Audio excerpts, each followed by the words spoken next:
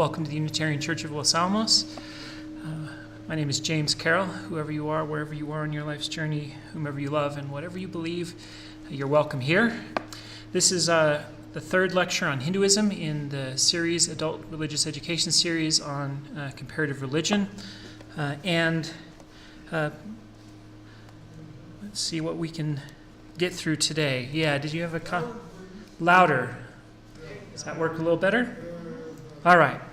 So last class we talked about, in part 2, what we called philosophical Hinduism. That's sometimes known as Jnana Yoga, or the path of wisdom. And it's one of the paths to liberation. The primary scriptures are the Upanishads. We talked about meditation and renunciation as a means to realize the unity of all life that then leads to liberation. And we talked about karma and rebirth as the problem of life to be overcome in this manner. So that was what we did last time. Today what we want to do is describe the movement from philosophy to devotion that took place in Hinduism later on. And that leads to another path, another yoga, called Bhakti Yoga. Yoga is probably the one thing most Westerners know, but when they consider yoga, they usually think of poses and the sort of yoga we do for exercise and things.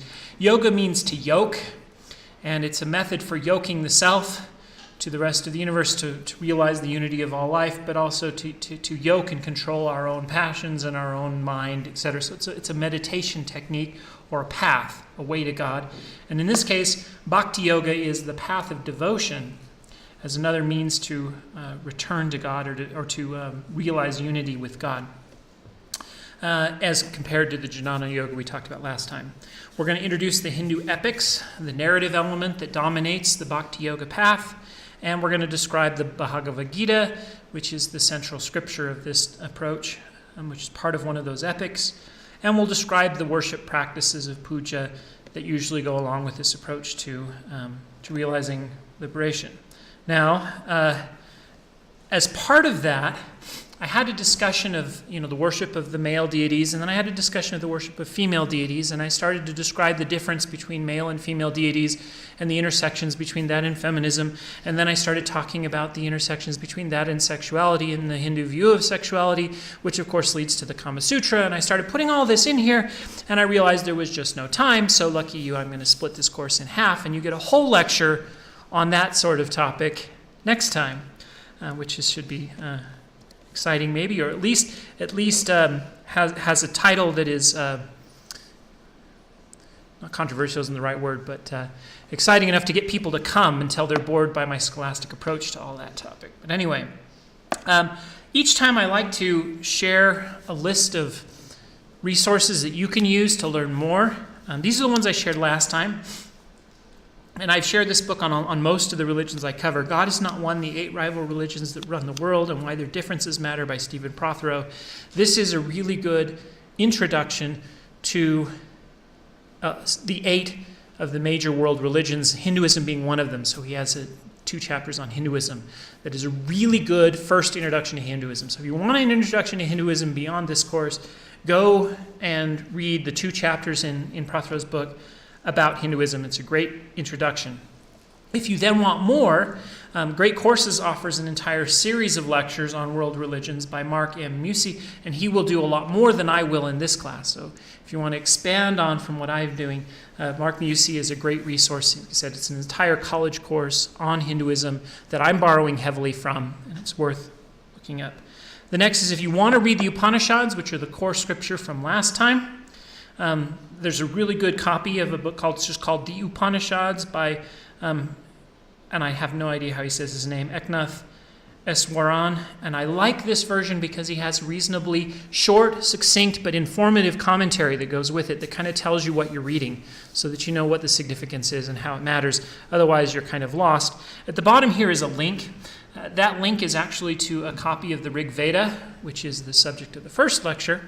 And so if you want to read the Rig Veda, there's an online translation, which I provided there at the bottom. Today, the primary scripture is the Gita, though. So I'm going to recommend a translation of the Gita, again by the same guy, Eknath Eswaran, and I have a copy here. And again, the reason I like this one so much is that he has a commentary that explains what would otherwise be kind of meaningless and not helpful. I mean, if I was given a copy of the Gita by Hare Krishna at an airport, of course, while I was passing out flowers. I was a little kid, and that's this one. It's called the Bhagavad Gita as it is. And this was the first copy of the Gita I ever had, and I opened this thing, and I started reading, and it has, lengthy commentary, pages on each verse. So it'll read a verse, and then it'll have a page or two of commentary. And I tried to read this once as a kid, and it was impenetrable. I couldn't get into it. The Gita itself, without the commentary, didn't make sense, and the commentary was so deep that I just couldn't make sense of it. I may try this book again now as a second read, but as a first read, this wasn't very helpful. This one has a chapter at the beginning that explains the Gita in its context with the rest of Hinduism, and then for each additional chapter of the Gita, it has a page of commentary that says, this is what this chapter is about and how it fits with the rest of the Gita. Then he just reads the Gita, and then he has another chapter, when the next chapter comes, etc. So this was really good. I loved it. The translation was beautiful, but the commentary was useful, short. And so if you just want a quick read through, this is what I recommend. And I read this in preparation for this class. I actually read the whole thing, and I loved it. It was great. So this is what I recommend if you're looking for a good translation of the Gita to read as part of, after this course. It's in addition to this course's material. So, Hinduism exists, you can think of it as like excavating geological layers. There's Indus Valley Civilization, which we covered in the first lecture, from about 3000 BC to 1500 BC. And this was a civilization of people that we don't know a lot about. We couldn't really read their writing, because we still can't read their writing. It's not thoroughly translated and cracked. And then the Aryans show up, and they bring with them their language and their scripture, the Vedic religion. And those two mix, and you end up with the Vedic religion that we covered again in the first lecture, and Karma Yoga, the path of action. There are two ways to do that. Ritual action that brings good karma to you. There's also then ethical action, and that also brings good karma, which would then result in a better rebirth, and that would put you in a better position to seek liberation in another life. Philosophical Hinduism, and that's what we covered in the second lecture, it rejected the Karma Yoga path and the sacrifices and said, the sacrifices are great, but they promise things like, if you offer this sacrifice, you will have good crops, you'll have good sons, you'll live to an old age. These are the sorts of things they were seeking, and they said this isn't enough because, first of all, you don't always get those things when you offer a sacrifice to the gods, and second of all, that doesn't really bring happiness in this life, and it doesn't guarantee release from rebirth. We need something more.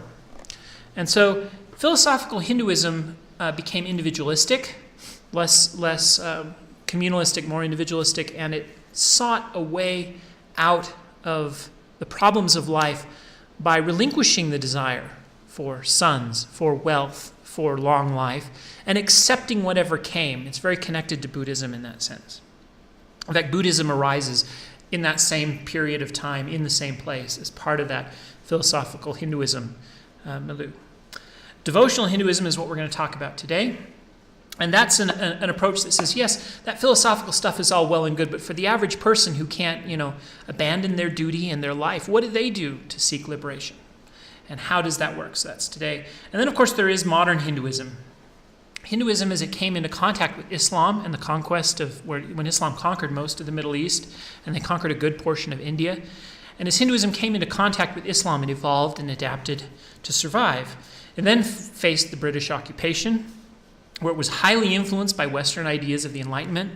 And then it today faces its issues with globalization, modernity, feminism, and all these other issues that then have to interact with, for example, Gandhi's search for independence from the British and his desire to undo the caste system's repression of people, and these sorts of things that have created a very interesting mix of Hinduism with how it's reacting to modern society. And that's also a very interesting subject. We want to spend a whole class on that, and that will be one after next.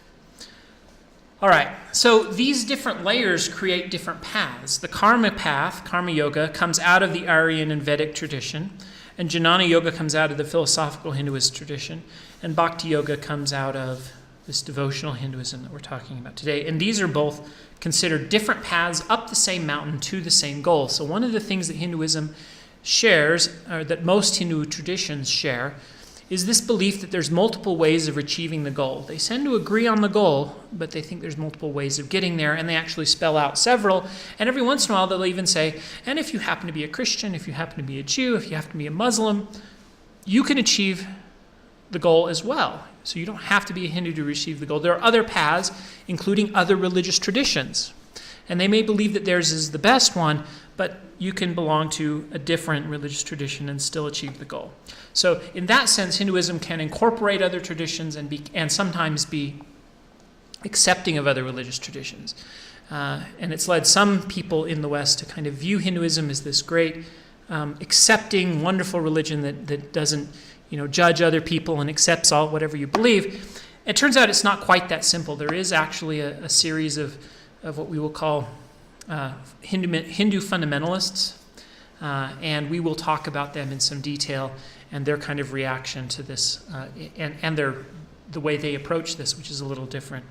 So it's not true that they're all this way, but that is something that Hinduism tends to share, is this belief that there's multiple ways to achieve life's goal.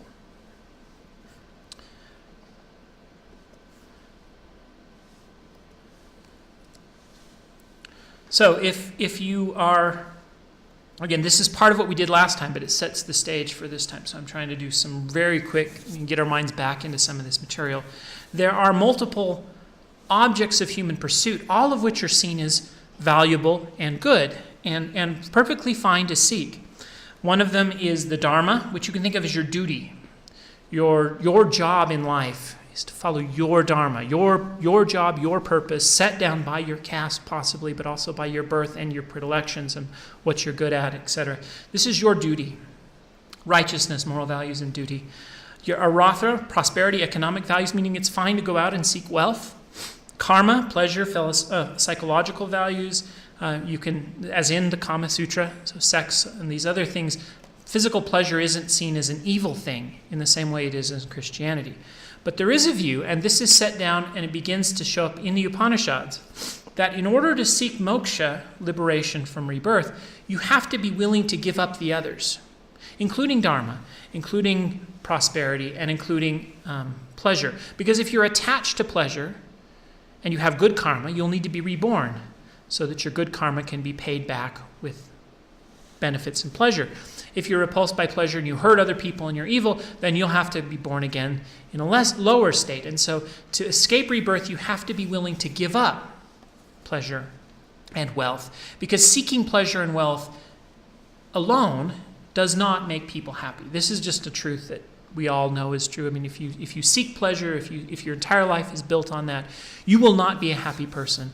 They recognize this. So they start talking about giving up attachment to these things to achieve moksha, which is both a practical sense and a religious goal. There's both practical and religious reasons for that. So, to do that, you have to somehow renounce what all humans want. This is the path of jnana. And so you have these wandering ascetics that become the kind of punchline for what Hinduism is if you're in the West. What's the meaning of life? Have you tried Googling it? These are the sorts of images that show up in our cartoons that when we think of Hinduism, we often think of this. They will walk on fire, they will put hooks into their back and hang from strings and do all sorts of really crazy things, and we get that as our image of what Hinduism is. However, the number of practitioners of Jnana Yoga and the number of renouncers in Hinduism is several. Actually, I had the numbers somewhere. I don't know where I have them. But the vast majority of Hindus, and I'll give you these numbers when I find them in my notes, the vast majority of Hindus are actually practitioners of Bhakti Yoga or the way of devotion. And so our canonical view of what Hinduism is not accurate. It is the actions of the few, whereas most follow this other path we will describe today, even though this one is represented in the scriptures earlier, the Upanishads, for example. So the goal here in all this renunciation is to give up physical pleasure, to give up goals for wealth, to give up attachment to things, and then to realize in a meditative state, Brahman. This is the Nirguna Brahman. Brahman is God without attributes, but also reality itself. So they're pantheist in this sense, where they define God as pure reality, the actual fundamental nature of the world, and it has no attributes. Our attempt to put attributes on it is part of the illusion that ties us to samsara, to rebirth. And so you have to experience God without attributes, where you experience the oneness of all creation. And when you experience that, you achieve liberation and escape from rebirth, which you do by renouncing all these things and then experiencing deep one-pointed meditation. So the idea is I pick an object of meditation and I clear my mind of everything but that one object. And when you do that, eventually, there's a statement that you are what you think. Well, it's not quite right. You're not what you think. But as you fill your mind with that one thing, eventually all other things fall away, and you reach a state of consciousness where the distinction between me and the thing I am focusing on drops away. And it feels like the thing you are focusing on is you. And when you achieve that, eventually you can move even further until it feels like you're one with everything. And that experience, becoming one with everything, is the experience that supposedly leads to liberation. People do have that experience in meditation, and then they have a theological interpretation of it, which is that is ultimate reality. This idea that we're separate is the illusion, and we experience that ultimate reality in meditation, and that is our true self. And it is eternal, it is unchanging, it does not die. The self is that one-pointed experience of Brahman, meaning the self. The soul is God. God is everything, and we are everything, and our separateness is an illusion. When you experience that, you won't be reborn again, and you escape samsara. This is hard. People spend their whole life trying to generate that state of consciousness, and some of them fail. And then they have to be reborn, presumably. And you can work at it, and you can work at it, and you have to give up your family. You have to give up sex, you have to give up pleasure, you have to go off into the wilderness and ignore everything else around you, and you have to practice these deep meditation states. And who wants to do that? Not only does most people not want it, it's hard, and even people who want to do it can't. It's very, very difficult. This is hard. So, what are the rest of us to do? I have a job. I have kids. I have a wife. I could, like the Buddha and many of these renouncers, leave them all behind and go off to seek liberation for my own soul, because that's what's most important. But that sort of denial of duty would cause society to fall apart. And there seems to be records of them having problems with this. So many people were going off and renouncing that society was struggling, the economy was struggling, families were losing parents, and the kids didn't have someone to look up to and to raise them. And it was causing societal problems. So they created some rules that kind of said, you're supposed to do this after your kids grow up and leave home. Right? Don't leave until then. And because, in fact, if you look at the story of the Buddha, he leaves his wife and child. And then you get these later Hindu traditions say, don't do that. It's bad for society. Wait. But who wants to wait for the ultimate goal of life? And what happens if I die too soon? Then I have to be reborn, and this was a problem. Not only was it hard, it was societalistically damaging and problematic to have so many people off renouncing their entire life and giving up everything. So, what do you do? Well, the other option you can offer to people is, well, maybe you can't achieve liberation in this life. That's okay. I mean, the great thing about rebirth and the belief in rebirth is that you don't have to do it in this life. In other words, maybe if you die before you get a chance, as long as you lived a good life and accumulated good karma, you'll be born into a better situation. And if you're born into a better situation next time, you'll get an even better chance to do it the next time. And all you have to do in this life is achieve good karma. And then you can get a chance at liberation in the next life.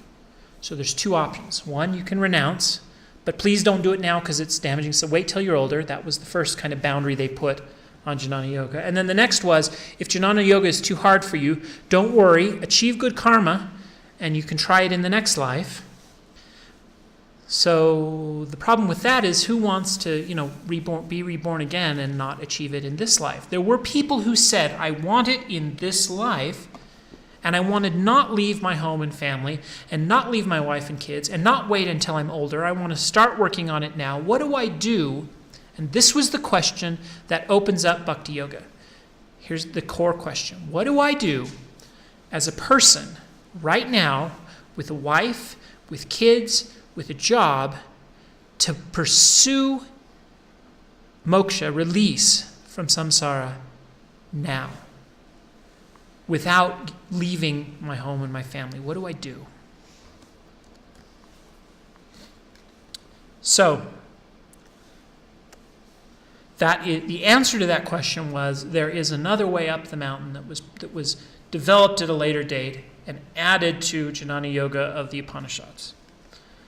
And that includes God with attributes. Remember we talked about Brahman without attributes? And I should have mentioned when I was here, there are 3 attributes they will ascribe to him: existence, consciousness, and bliss, but nothing else. And some people won't even do that. It's very hard to conceive of this attributeless unity of all things. It's hard. So we're going to conceive of God with attributes. And there was already a polytheistic tradition in the Vedas. They adopted that. The gods were a little bit different, and they described those gods in this way, in this tradition, as attributes of that attributeless unity that all things exist in. So this is not, and also not an easy concept, but it's easier than what we had before. And it just says reality is no one thing. There is no one thing that... No, I'm doing that wrong. There is a unity behind all reality that is manifest in multiple forms. And so what we're going to do is we're going to look at the different forms in which that reality is manifest and try to see the reality behind the forms. But we're going to unabashedly look at the forms themselves directly. And they'll actually say, look, humans cannot think of anything without using words, without using forms, without using thoughts. And so if we're going to try to conceive of the unconceivable, we can either do it the way the mystic does, which is to clear the mind and try to experience the undescribable directly, or we can try to look at it from lots of angles and experience it as we see it, and even personify the different aspects of it, and try to use that as a way of seeing the indescribable behind it. And so then we get the different gods, Brahma, Vishnu, and Shiva. And these gods are seen as personal, as multiple instead of, undivided, emotional, flawed, and sometimes erotic. And under this tradition, they found a way to embrace the polytheism of the past, mix it with that kind of unity found in the Upanishads, and produce a new path to liberation by worshiping these deities and having these deities help them achieve liberation. Now, these are debates that we see in Christianity and in lots of different religious traditions, which is, do you use an image of the deity or do you not? So in Christian tradition, some traditions will have statues and pictures of Christ hung up on the walls, and the apostles and the saints.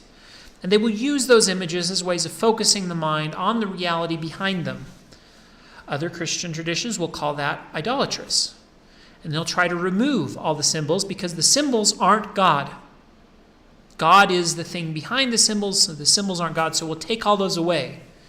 The problem with that is the mind can't conceive of God without a symbol. So they replace the pictures with words. And I don't see how the words are any better at removing the idol, which is this false conception that your image of God is God. I'm going to redefine idolatry as the belief that your image of God is God. And if you replace the pictures and the statues with words, as Islam does and as the iconoclastic Christians do, and try to remove all the symbols, first of all, then you don't know what to do with the sacraments, because those are symbols. At least they're symbols. And you also have to replace these pictures with words. And your words are no better.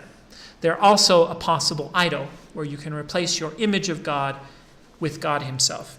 So the Hindus just unabashedly start using all these symbols. They're not afraid of them, but they recognize them as things that they're supposed to recognize them as things that point towards an ultimate reality that is beyond any of them, which is why their gods have animal heads, have multiple arms, are painted blue, sometimes black.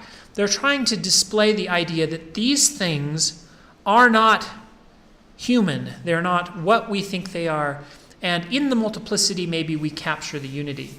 After all, 1,000 is much closer to infinity than one. And again, Hinduism then becomes accused of idolatry by Christianity for this approach. And depending on how it's done, maybe with some, but under my definition earlier of idolatry, perhaps with some accuracy, but often without accuracy and without understanding of the purpose of these things. It's interesting to have this conversation with a Catholic, especially because these are images that the Hindus will worship. And they'll actually use the term, I worship them. The Catholic will claim they do not worship the saints, and they do not worship the images of the saints, because they have a scripture that says, thou shalt not worship anything but God, right? So they just use them as images, but they don't worship them. That's what they'll say. But if you actually ask them what they do that is different between their images and what the Hindus do with their images, there is no difference in practical application of what they're doing. And so the Hindus, other than the fact the Hindus will use the term worship, and the Catholics won't. But they're doing the same things, which leads, of course, to interesting questions about what does it mean to worship? What does it mean to worship an idol? What is an idol, etc. Now here's the next question. In the Bible, the Bible encounters polytheistic traditions that did something very similar all around Israel, and the biblical prophets would make fun of them, and they would usually berate their idol worship by saying they worship the things of their own hands that they have made, wood and stone. Again, those texts misunderstand the use of the idols around Israel itself as well, because most of them see the idol as a symbol of the deity. Now, there is a sense in which the deity dwells within the idol. Again, even with that sense, though, they do not believe the idol is the deity. They believe the deity incarnates within the idol, inhabits the idol. So there is a debate among Hindus, like there is in most things, because especially in Hinduism, no two Hindus believe exactly the same thing. But there's a debate about what the idol itself is, what the statue, the image is. Is it just a symbol of the deity? And one group will say it is. These are the Protestants of the Hindu tradition. And another group will say, no, the God inhabits the image. These are the Catholics. If you think about this in terms of transubstantiation, you see the debate clearly in Christianity, and it's the same debate. Is the sacrifice, the bread of the Eucharist, a symbol of Christ's flesh, or is it Christ's flesh? If you think it is, you're a Catholic. If you think it's a symbol, you're maybe a Protestant. And the same argument goes on in Hinduism. Is the image a symbol of the deity that points to this eternal truth behind, or does the deity inhabit it? If you believe the deity inhabits the thing, you still, again, do not believe the deity is the thing. That is a straw man approach to what's going on. The inhabiting tradition includes rituals to make that happen. So you make the idol, the image, out of your own hands. It's the work of your hands, and you know it. But then you have a birth ceremony and a incarnation ceremony where you invite the deity to inhabit the image. then you use the image in a ritual sense where you offer your praise and your love and your devotion to the deity through the image that the deity now inhabits. And then you will often destroy the image with a complete ceremony of like a funeral. The image has died, and you bury it, and you wash it, you dunk it in the water, and you do these things that you would normally do with a corpse. And the deity then stops inhabiting the image and goes back up into, I guess heaven is the wrong term, but that's the idea. And if you want a ritual comparison to compare this to from other religious traditions, look at the opening of the mouth ceremony from Egyptian tradition. So if we go all the way back to my Egyptian lectures, we talked about how the Egyptians would open the mouth of the mummy, and there was a ritual where you touch different body parts, and you say your mouth that you can hear, or sorry, your mouth that you may speak, your ears that you may hear, and you touch the different body parts, and you bring it to life. And they would do this with the mummy to bring it back to life so the person could live again, but they would also do it with their images of the gods, to allow the gods to come down and inhabit the image. So the mummy is an image of the person, the image of the god is an image of the god. In both cases, the spirit can inhabit that image, and you invite the spirit in to inhabit the image, and then when you're done, it leaves again. So it comes and goes, just like our spirit kind of comes and goes from our body in dream and sleep, etc.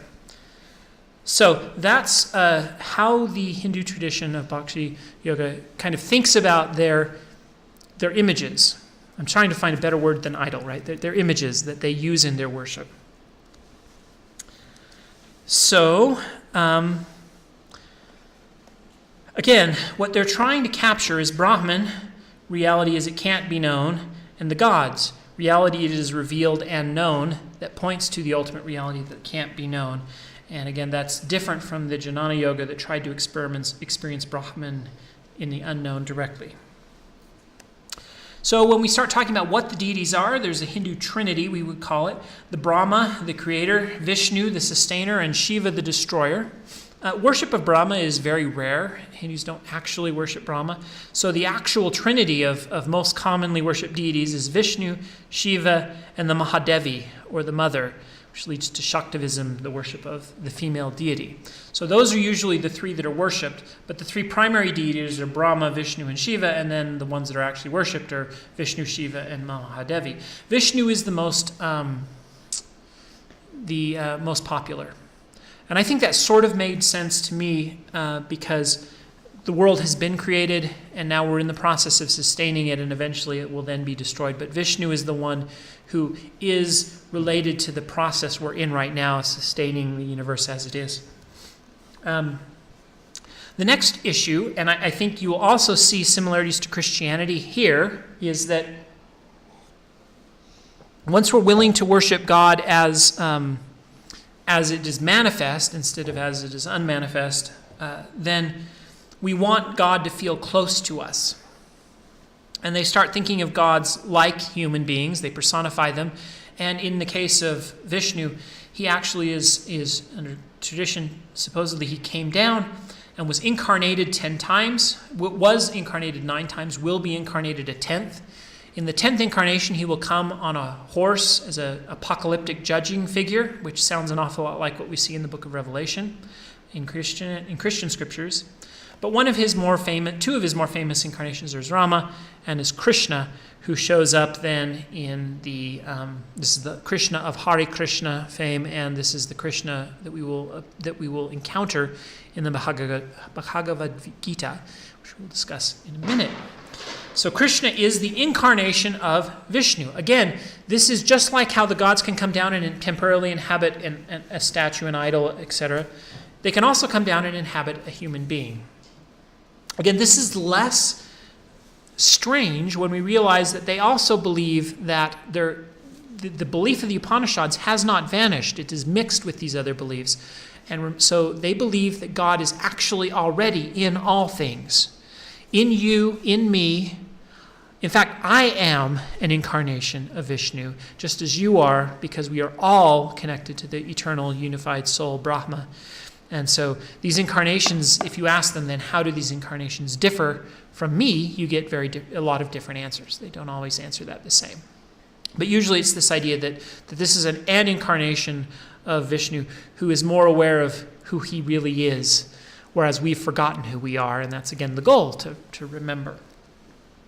And if we do, we achieve moksha. In this case, by devotion to a manifest God who is personal and who loves us and who we can love. And so the discussion switches very quickly to love. Now again, in terms of time, the Upanishads show up about when the Buddha shows up and the Hebrew prophets were speaking. And this Bhakti Yoga shows up about when Christianity shows up in Judaism. And so we have something very similar in both cases. A shift from works and salvation through ritual and ethnic practice and maybe meditation into a shift by grace. Salvation by the grace of a deity, because I can't do it. It is too hard. But maybe this deity can help me achieve moksha if I will worship it in love. And so remember, if the goal also, there's another path in which this works. If the goal is to remove the self and replace the self with this sense of egoless unity with all things, that can be done, and Christians have attempted to do it for years, by giving up the ego in love to Christ or in love to Krishna. Or so as you fill your life with love, it's another form of meditation, of a being, of a God, you can achieve that same sort of meditative sense of unity with God. You feel like you're one with God. And it's very similar to the feeling that the Jnana Yoga people described when they felt like they were one with their object of meditation. But in this case, it's achieved by the feeling of love for the deity and the belief that the deity loves you and a hope that the deity will save you from moksha by grace in response to your love for that deity and your service to that deity. So this is a shift from salvation by works to salvation by grace, and it is very similar to what we see in Christianity, including the incarnated deity that comes down, becomes human, specifically so it can teach us to become divine, which is exactly what we see in Christianity. As we move from the jnana path to the bhakti path, if we describe this in terms of the 7 dimensions of religion, remember we talked about this a long time ago, that you can think of religion as a family of things that are similar, but they're all different, and one of the main differences is where they put their emphasis. Well, karma yoga put its emphasis on ritual in the Vedas, and jnana yoga was all about experiencing the divine through meditation. And Bhakti Yoga still has an interest in the experiential, but it's about the experience of love for God, and it's mixed with the narrative element. Much like Judaism. Judaism emphasizes the narrative and the legal. So the narrative and the legal are mixed. In Bhakti Yoga, the ritual and the narrative are mixed, and the experiential and the narrative are mixed, but all of them are described through the narrative tradition. And what that means is they have a bunch of stories. Think of them like the New Testament. And they focus their love of the God on the God by telling stories about the God, and their beliefs then focus on those stories and telling those stories, which is the way in which they come to know the deities that they worship. So it's very narrative focused, which leads us to the Hindu epics. The Hindu epics are primarily part of the Bhakti Yoga path. And there's a lot of them. I mentioned some of them. There's the Gita Govinda, which is a story of Krishna's, one of Vishnu's incarnations, and it's very erotic. And this particular text, which we'll describe in greater detail next class, can be seen as, how do you love God? Well, like a lover loves their spouse, their partner. So it's a description of the love of God in those terms, very much like the Song of Solomon, or the Song of Songs in the Hebrew Bible, which is the same idea. The Ramayana, which is a story of one of Vishnu's incarnations as Rama, and the Mahabharata, which describes his incarnation as Krishna and tells the story that we will describe in a bit. And the Bhagavad Gita is part of the Mahabharata. It's a part that is often taken out, much like people will hand you a book that says this is the Gospels and the Psalms, and they'll give you that. The Gideons will often hand you that as a sub-piece of the Bible. The Bhagavad Gita is a sub-piece of the Mahabharata, which you need to do because the Mahabharata is longer than the Iliad, the Odyssey, and the Bible combined. And so they will often pull out the Bhagavad Gita as kind of their New Testament or their core of that text and give it to people. Bhagavad Gita, I think is the way to say it. So, Ramayana was written about 200 BC to 200 CE, again, right around the time of Christ. It tells the story of a man named Rama, who is an incarnation of Vishnu, and he fights a demon called Ravana. When I give these Hindu names, I often will slaughter them. I apologize, Sanskrit names, and I struggle. And I've heard them pronounced, and I'm trying to remember how they're pronounced, but I might mess them up. But Ravana is this demon who steals Rama's wife, Sita. And so Rama goes off, and with the help of the monkey god and his brother and a bunch of friends, he goes off and first of all, he's expelled. He loses his kingdom and he's exiled. And then his wife is stolen by a demon. And then he fights the demon for his wife. He brings his wife home, but then he worries that she's been defiled by the demon. And she jumps on a funeral pyre, and the god Agni refuses to burn her, very much like Shadrach, Meshach, and Abednego in the fiery furnace. And she stands in the fire and is not burned.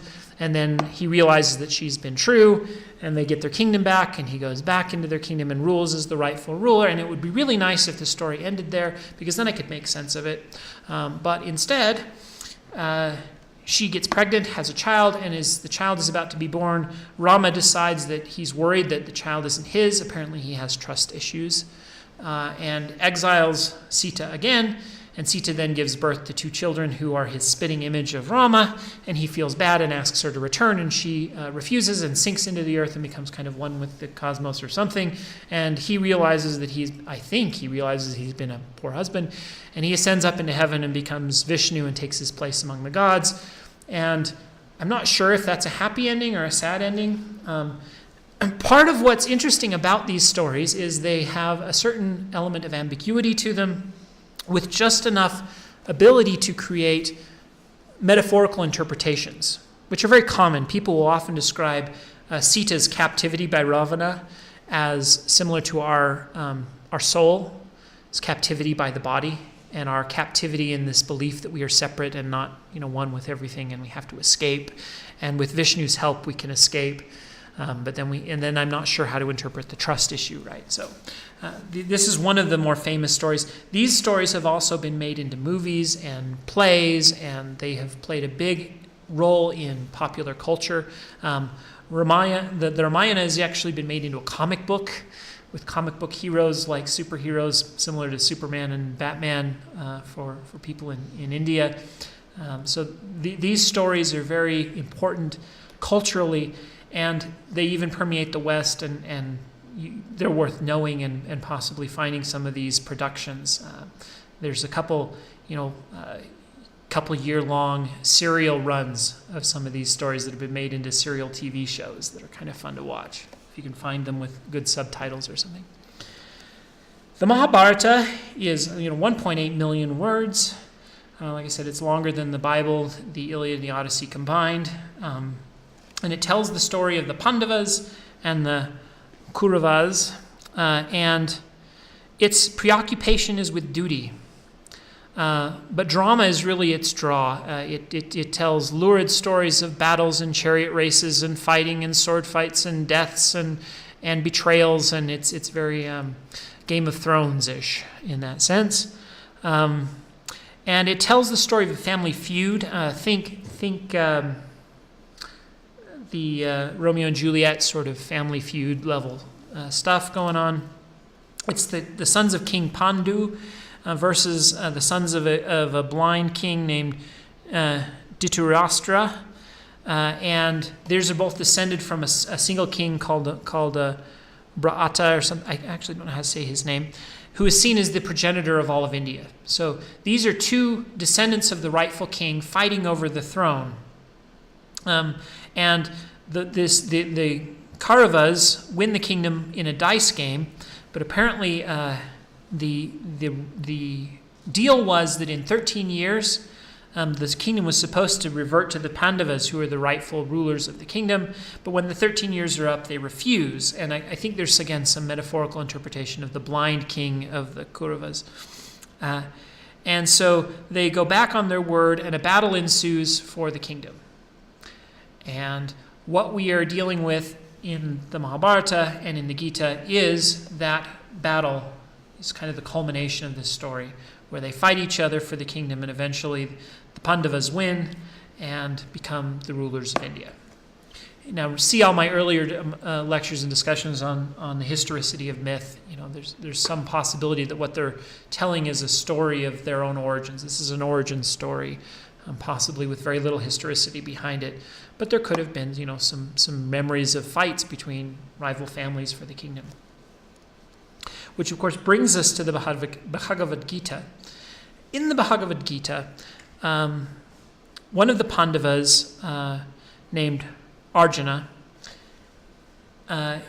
has a chariot driver who is his friend, apparently, and has been his friend for a long time. They've known each other for a long time. And he asks his chariot driver to take him out before the battle begins. And he surveys the battle, and he sees his family arrayed against him in this battle. And he throws down his bow, and he says, I don't want to fight my family. I would violate all sorts of laws of karma.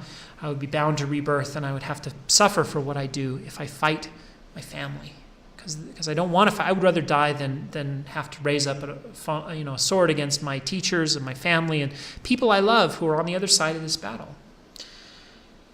And his chariot driver is then revealed as, his name is Krishna. He reveals himself as the incarnation of Vishnu and tells Arjuna that his duty, his dharma, is to fight. Now, what's happening here is primarily not a discussion about the ethics of war. That's not what this is about. It's about doing your duty and the impact of karma. So you'll remember when we talked about Jnana Yoga that karma binds you to rebirth. Good karma or bad karma. You have to escape karma completely. It's not that bad karma binds you to rebirth. It's that karma at all binds you to rebirth, because if you die with a weight of karma on your soul, you'll have to be reborn to pay that karma, good or bad, to either be blessed or be punished. And here Arjuna is telling Vishnu, if I fight, I will accrue karma. I don't want that, because I don't want, the negative consequences of that. Remember, this is what we talked about as the opening question of the lecture. How is it that you can go about your life with a wife, a family, kids, and a job, and accrue karma, and still seek moksha? That's the real question being asked in the Gita, not should I fight or shouldn't I? And so the way Krishna answers the question is he says, and this is the key to all of it, he says, act. In fact, you can't stop acting. Even the renouncers, as long as they have a body, must act. They have to eat, they have to sleep, they have to get up in the morning, and even the attempt to not act is itself an action. So what he essentially is saying is the attempt to renounce action as a goal, as a means of overcoming karma, will not work. The renouncers are in that sense foolish to attempt it in that manner. The only way to achieve moksha, liberation, isn't by ending action, it's by finding a new way to act. And so what Krishna says is, act without attachment to the fruits of your actions. The way he describes this is, you get to choose what you do. You do not get to choose the results of what you do. And because you can't choose the results, you should not be attached to the results. And if you are not attached to the results, you will also not accrue karma. Because karma is there to either bless you for good actions or punish you for poor actions, and it comes from your attachment to the fruits of your actions. And if you can act without attachment to the results of your actions, you will achieve liberation. Now, I have read an awful lot of religious literature in my life. Some of it really bad, some of it really good, some of it inspiring, and some of it less inspiring, and some of it boring. And I believe the Bhagavad Gita was one of the more inspirational things I read. And there's a lot of it that I don't believe. I don't believe Krishna really was an incarnation of Vishnu. I don't believe the battle probably ever historically happened. But as a philosophical treatise on life, I found it interesting. The reason I found it interesting is because we all face that same dilemma. Not because we care necessarily whether we're going to be reborn. Maybe you don't believe in rebirth. But we all suffer because of our attachments to our actions. And we all wonder if the solution to that is to just give up, or if there's another middle way where we can act, where we can do everything we can to make the world better. And if we happen to fail, we find serenity despite the failures or despite the successes, and all without giving up, and all without renouncing all of our life. I can eat something that tastes good and enjoy the pleasure of the taste without feeling sad when it's gone. You see, that's the state of mind that I really wish I had, and that I don't have most of the time, and that I'm looking for. And I appreciate the Bhagavad Gita's approach that essentially says you don't have to necessarily give up pleasure, you don't have to give up your duty, you don't have to abandon your family, but you can try to find serenity of mind within your duty, within your family, within your work. And so Arjuna, gird up your loins and fight this battle, but do all that you do with evenness of mind and without attachment to the results. That's his first answer. Arjuna is not convinced. So then he says, the next piece, which is where Bhakti Yoga really emerges from the paths that came before it. He says, the other thing you can do is you can do all these things with love for me. You can dedicate your actions to God so that you're not doing them for your own selfish rewards. You're doing them for the glory of God. What's interesting about that approach is that I have seen it in every religious tradition I've ever looked at, including my own that I came from. I was a Mormon before I came to the Unitarian Church. And as a Mormon, we would often talk about dedicating our entire lives to God and giving our actions and all of our time, all of our talents, all of our energy to God. I don't think that's necessarily a terribly healthy thing to do, to give everything to a church and to God. But I felt the mental impact of that attempt. There was those who attempt to dedicate their life and their actions to a higher purpose, to God, instead of to themselves. I'm not doing this for my own selfish pleasures. I'm doing it for a higher purpose. I'm giving it to God. There is, again, a psychological impact of that approach. And that's the next thing Krishna suggests. So first, do your actions without attachment to the results. Second, do the actions such that everything you do is dedicated to me instead of to your own selfish goals, but still act. Just change the goal of your action. And if you do those two things, he says, you can both find serenity of life in this life, and better, you will not accumulate karma in the midst of your actions, and you will find liberation. Arjuna still doubts, but at this point he realizes who he's talking to, and he asks Krishna to show him himself in his full glory. This is the other thing that we see in, again, every single religious tradition, is this, what we call it, the Theophany. Most religious traditions have a text that describes a theophany, and it was an encounter with God. And in this case, Krishna specifically says, and it's not an allegory, he says, I am the Atman. If you remember last class, the Atman was our name for the self. So if you think about what's happening, Arjuna is in conversation with Krishna, but Krishna is telling Arjuna that he is the ultimate soul inside of Arjuna himself. He is, that this is the Upanishadic view that our soul is God. We are God. the one unchangeable thing is inside all of us. He says, I am your soul, you are already the Atman, and I am the Atman. And then he asks to see the Atman in all of its glory, and he has this vision that is beyond description, where he sees, many arms, many eyes, the brightness of the sun, in fact, Oppenheimer, when he saw the atomic bomb, was quoted this passage where he said that Shiva's light was like the glory of 1,000 suns, or something like that, rising. And this is the attempted description of God, seen in vision by a mortal who cannot quite comprehend what he's seeing. Like I said, there's versions of this in the Bible. Ezekiel has the vision of God's chariot and throne. There's a version in the Book of Mormon in Ether chapter 3 where a man named the brother of Jared sees God. These theophanic experiences show up in every religious tradition. This is why the Bhagavad Gita is the New Testament of Hindu scripture, because it contains this description of what ultimate reality is like. And so again, they're trying to describe the indescribable, and it's this beautiful description of God that he can't quite understand. We can see, again, the entire thing as a metaphor. The war that is about to go on is really the war for liberation, and it's all the work and dharma that we might do.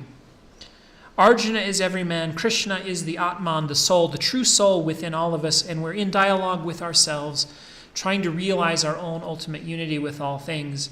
And if we dedicate all of our actions to Krishna, and in that sense to our true self, instead of to our selfish desires, we lose the ego, we recognize our unity with all creation, and we become a happier person, and we escape rebirth.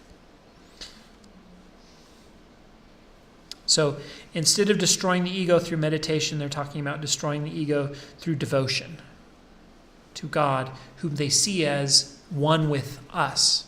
So people talk about being one with Christ, feeling like they're one with God, and this is the feeling they're trying to foster and create. So the book has a theophany. I would have put the theophany at the end as kind of the culmination, but for whatever reason, the Bhagavad Gita climbs through a bunch of philosophy, how to live, etc., then has this theophany right in the middle, and then it falls down the other side with a whole bunch of extra. Here's how to live and be a good person, and here's how to achieve this sort of detachment and this sort of willingness to give up, your selfish desires, etc., and then it ends where it began, with the war commencing. And then they fight the war, and then they win. And the idea, again, if you see it as a metaphor, victory in the battle is finally this victory over ourselves and this victory of moksha.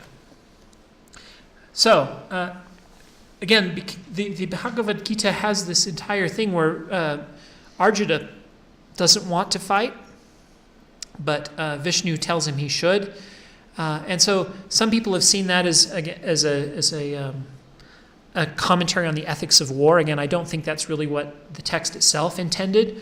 I should point out that this book was a very favorite of Gandhi, who liked to quote it as evidence that we should never fight a war and that we should always live in peace. And people would challenge him because the book says you should go out and fight this war. And he said, try living the way the Bhagavad Gita tells you to live and see if you're willing to fight anyone.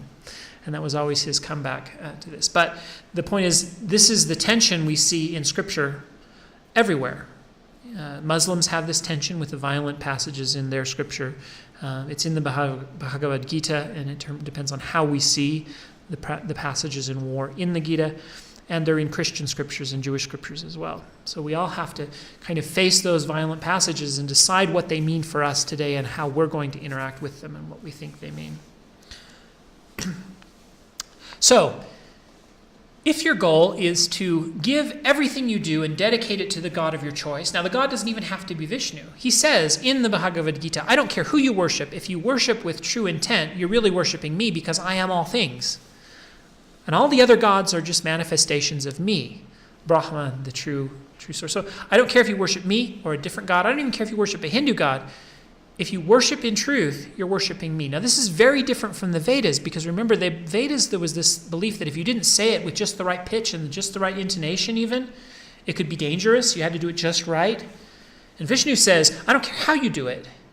If you do it with love and intent, you're really worshiping me. It's very similar to what C.S. Lewis once said about Jesus Christ. In the Chronicles of Narnia, he has this passage where Aslan, the symbol of Jesus, says, anyone who worships anything with the right intent is actually worshiping me. They don't even know it.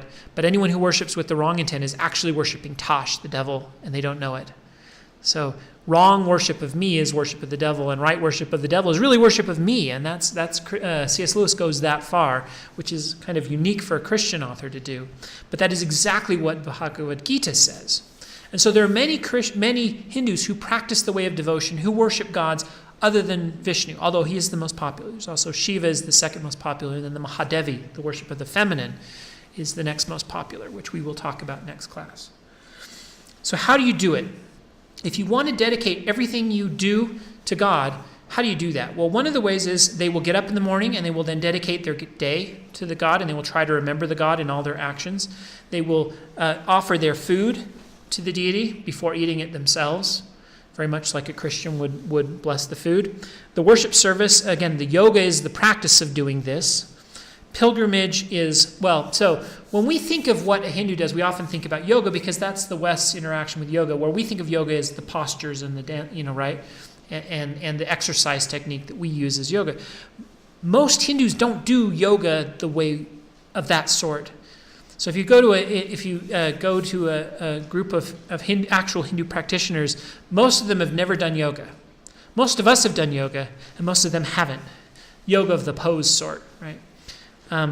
What they actually do is go on pilgrimages, and they have lots of Hindus love their festivals. There is a festival every day of the year of some sort that you could worship. So they have holy days, and they go on pilgrimages to temples and to holy places to see the God, to see the holy space, and there offer puja, which is this sense of offering, which is, again, the food offering they do in the morning for their own food, but also when they go to these sacred places. It's the rituals they perform. On the bottom here, I have a picture of Holi, one of the Hindu holy days, where they throw a colored dust at each other. We've seen pictures of this probably because it's one of the ones that, for whatever reason, people in the West have decided is neat, and we tend to do it. And I don't think we know why we're doing it, but we do it. But it's one of the Hindu festivals. So puja has been elevated to an art form. It's an art form of ritual. And there is something about ritual that is calming to the mind and helps you focus on what you want. So again, if you have certain rituals during the day where you offer prayers, you have other rituals where you offer food to the deity. If you go to the temple and offer these offerings to the deity, those actions help focus the mind on what you want, which is to remember your love for this deity and this deity's love for you, and to dedicate your actions to that God. So this is part of the pilgrimage and the offering. And the offering rituals are beautiful, and they are, again, they're an art form, very similar. They are, you can think of them like the Christian Eucharist, but they're much more elaborate often. The Hindu worship is much more like the Anglican smells and bells than it is like the Protestant austere, symbol-less worship service. It assaults your senses, and its goal is to attach every sense. There are things you touch, there are things you smell, there are things you taste, spicy food, incense, and then it culminates in seeing the God. And I guess these are examples of the images of the God that you see. Very sharply split from puritanical views of what is beautiful and simple. They're complex, they're symbolic. Each arm holds a different item that has a different meaning. So you can see meaning in every gesture, every hand movement, everything it holds, every spot on its forehead. Each piece means something and tells a story and is brightly colored and has a very different aesthetic than the puritanical aesthetic that we are used to. And this puja ritual culminates in what's called darshan, which is the view. So Christians often talk about going to Mass to hear the word. Hindus go to temple to see the God. And so darshan is that moment when they view the God and are viewed by the God, which is kind of the culmination of the ritual. So they'll start with approaching in a pilgrimage the temple, then they will circumambulate the temple, then they will make offerings to the deity, and then finally they will gaze upon the God and be gazed upon in return with, again, these brightly riotous colors, etc. So that is the Bhakti path of Hinduism. It is by far the most popular. It is how most Hindus would consider their worship practice and how they would consider what they're trying to accomplish as compared to what we saw last time, which is the more aesthetic, which is, again, the rare approach today. So I had this stuff as part of this lecture, and I just realized it was too much. Because if we were going to talk about Vishnu and Shiva, it seemed reasonable to talk about the Mahadevi and the sacred feminine. But I looked at the time and there was just no way. So I think what we want to do is we want to split this off into another topic. We want to talk about the concepts of the masculine deity versus the feminine deity, how they see those attributes as different, and what they would view as a masculine attribute versus a feminine attribute. That's interesting to me because in some ways it differs from our aspect of what we would consider gender normative. And so seeing another culture and how they do that differently than us is informative, that these things are part of our culture, not necessarily part of unchanging human nature. And there are other aspects, though, that are similar to what we do. That is also interesting. There are some things that maybe is really part of human nature. We'll talk about the married and the unmarried deities. The married female deities are very calm, peaceful, and life-promoting and creating. And the unmarried deities are seen as violent and destructive, and so they had a sense of the active power of the feminine that could run amok if it wasn't channeled by, you got to have a man to keep you in check, I guess maybe is what it is. But that's interesting to talk about, so we'll see how that works. And then we'll talk about how that intersects with feminism and our views of sexism today, etc. We want to talk about sexuality and morality in our own culture, which is highly influenced by a puritanical view of what sex is. And we'll compare that to an early Hindu tradition. And then we'll talk about how Hinduism reacts to Puritanism and that view, which inundates them during the British occupation, to the point where if you go to most kind of Hindu people today, they're embarrassed by the sexuality of their traditions past. So we want to talk about the sexuality of the past, and we want to then talk about how that intersects with our own puritanical view of what sex is and the Hindu traditions. We'll talk about the lingam yoni, which is that on the upper right of this slide. It's this masculine and feminine image, and we'll talk about the rituals associated with it, what they meant, how the Hindu people thought of those rituals, and what they did with this ritual implement. We'll actually talk about the Gita Govinda, which I don't think I said that right. Govinda, which is that text which describes Vishnu's exploits with many women, which is, like I said, possibly the most erotic book in all of religious literature that's kind of worth reading. And then we have to do the Kama Sutra, which is another path to liberation. Now, the reason we have to do that is because people in the West, that's if they talk about sexuality in Hinduism, that's what they know, and so it will always come up. It's sometimes called a sex manual because it does have a description of sex positions at the end. But it is not actually primarily about sex, so probably to everyone's surprise, because that's what everyone thinks it about when they think of the Kama Sutra.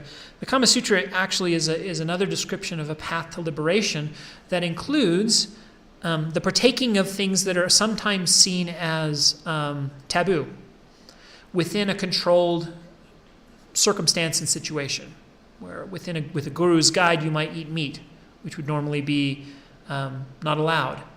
And the goal is to see that karma is tied to your desire for the outcomes and not to the actions themselves. And to try to break your mind of this dualism of this is good, this is bad, always. Which is funny because that's a Christian view of commandments, right? This is good, this is bad. In all circumstances, in all situations, this would be bad. And what the Kama Sutra is trying to do is break your mind of that dualistic view of good and bad, right and wrong, me and you, and find another path to this kind of experience of oneness with the universe. And of course, that creates both disgust for some of us in breaking the taboos and a bizarre attraction to the idea for those of us who wish we could break more taboos, coupled with a whole bunch of people who try to do it completely outside of the context in which it was prescribed, which is under the tutelage of a guru who is watching and who is teaching and who is having spiritual discussions before and after. And outside of that context, it's not Kama Sutra anymore. So the Kama Sutra is not a sex manual. It is this other thing that we will try to describe and talk about. And then we'll talk about Hinduism and its interaction with Puritanism. Now, that we'll have to do that next time. What I had planned for the final lecture is this conclusion where we'll talk about modern Hinduism's interaction with the Islamic conquest, the British occupation, the goal of independence, Mahatma Gandhi, their interactions with globalization, modernity, and the rise of their own kind of fundamentalist movement of Hindutva. And so we will do that instead of next month, which was planned. We'll do it the month after because we're going to insert this discussion of the female and sexuality in Hinduism between here and there. So that's what we'll do next. I hope to see you there. I hope this was helpful and interesting, and thank you for coming.